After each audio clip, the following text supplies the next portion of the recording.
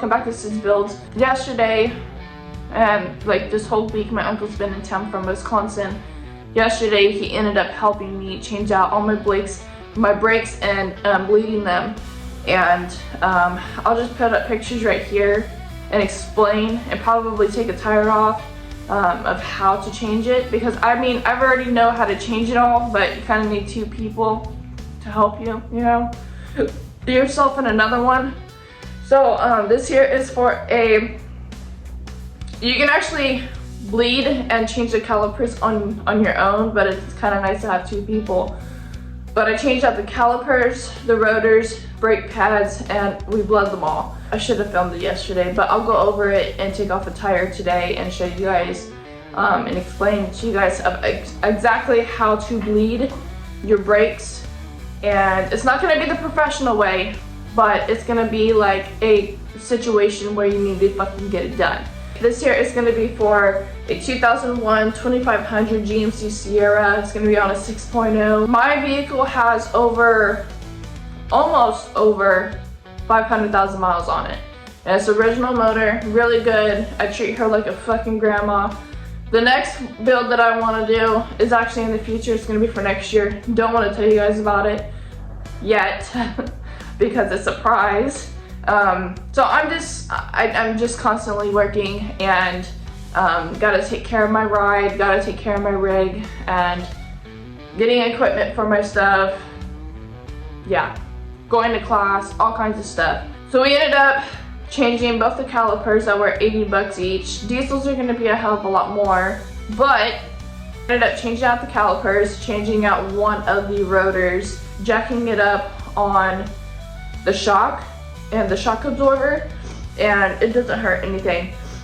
Tighten down the bolts and the brake line. I'll show you guys where that is here in this video. Brand new calipers, brand new brake pads, bleeding. I'll show them all to you right now. All right, so we're here on a different day. Just want to show you guys exactly where this nipple is for this caliper.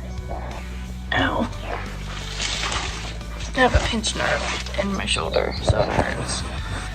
So anyways, I don't know if you guys see that nipple right there. This is a brand new caliper, but that silver thing right here is your nipple. This thing right here is going to be your airline. So you want to close this as tight as you can get it without breaking it off. It's brass, so just be careful. This here, it's a two-person process, so you're gonna have somebody else help you pump your brakes while you and the other one that's pressing the brakes bleed them out. So what I mean by bleed them out is when they pump the brakes 3 times and go on the 4th, air bubbles should be popping out of that silver nipple right there. And when it does, you press back up, you close that valve, that nipple right there, and the brakes will get harder. So you want to do that at least 3 to 4 times. So as soon as that is done, you want to make sure that you put the brakes in here with the wheel off. I should be just showing you guys. I should have just filmed all this, but I didn't. This nut right there and that nut up there need to be torqued down to 90 feet. 90 feet. If you look it up on Google, it'll tell you, but you're gonna torque it down. You're gonna torque it down to 90 cubic feet. Both of those right there, you guys can see them in the video.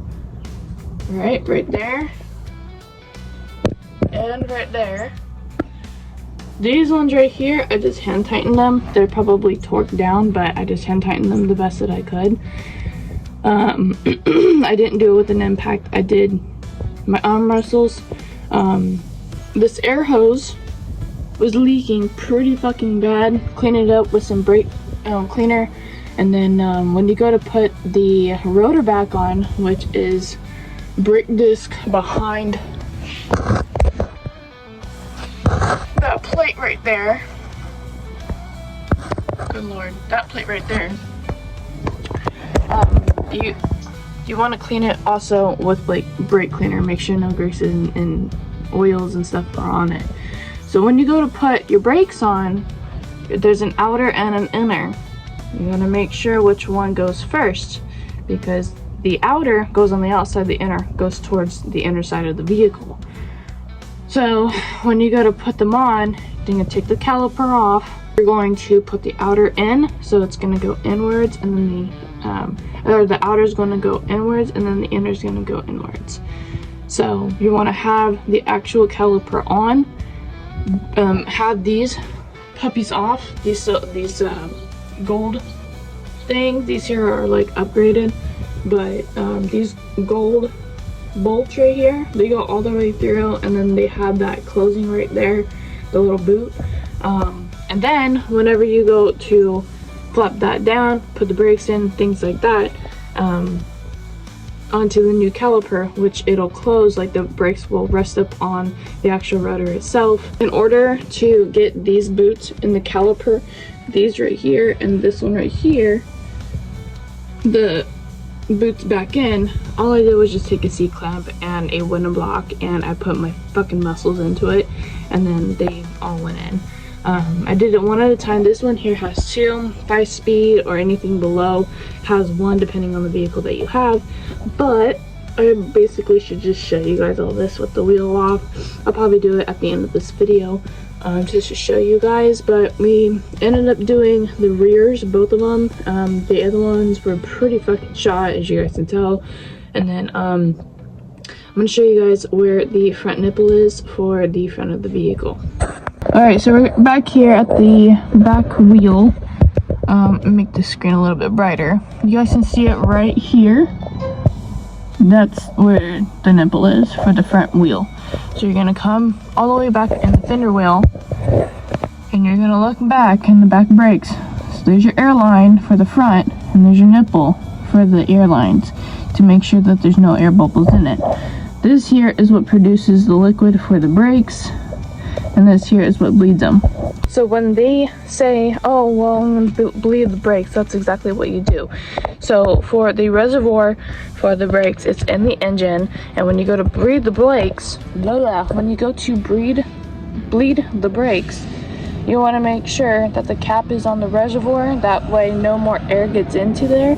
Otherwise, if it's open, if the reservoir is open, then that means air will get into it and you'll get nowhere pretty much. So you want to make sure that you close it, and if you close it and you keep topping it off, more air will come out. Just keep the lid on whenever you're going to break it, or whenever you're going to bleed it, and you'll get better results and you'll get done faster.